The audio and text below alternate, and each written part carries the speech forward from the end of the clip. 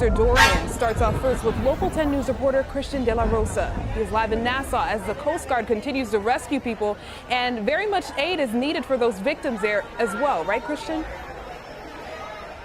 You know, and that aid is arriving, and today a lot of the red tape that was keeping a lot of aid groups from making it to places like Marsh Harbor has been lifted. So we're seeing a lot of that aid finally make its way out. You mentioned the Coast Guard. They tell us that so far today, they've rescued a total of 205 people.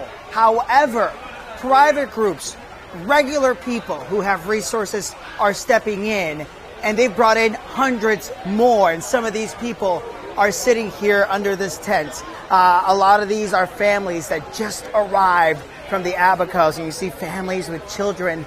In fact, very small children, little babies. They're arriving just on the other side of this hangar where they are awaited by several organizations and given boxes with aid, water, just first aid, hygiene supplies, and even ham and cheese sandwiches. And for a lot of these people, the help just can't come fast enough. We spoke to a couple who weathered the storm in Marsh Harbor. Go ahead and take a listen to their story. It's way worse than anyone's reporting it. 5 days after Hurricane Dorian hit the Bahamas, people are still just trying to get to safety. Lynn Lyman and her husband Bill just arrived in a relief flight from Marsh Harbor, where they say many are still waiting to be rescued. I say thousands.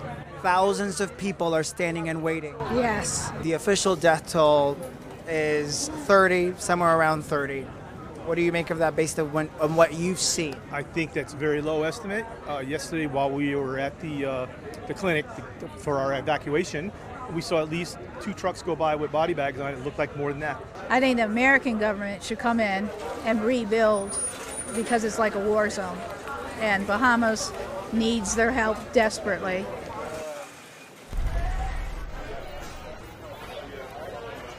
Back out here live, a lot of these arrivals have been just so emotional. We've met family members who've been here for days waiting for their loved ones to arrive. We have some of those interviews that we will be bringing you throughout the day. We've also seen several dogs arrive because a lot of dogs, a few dozen, have been rescued from areas like Marsh Harbor. They're also arriving here.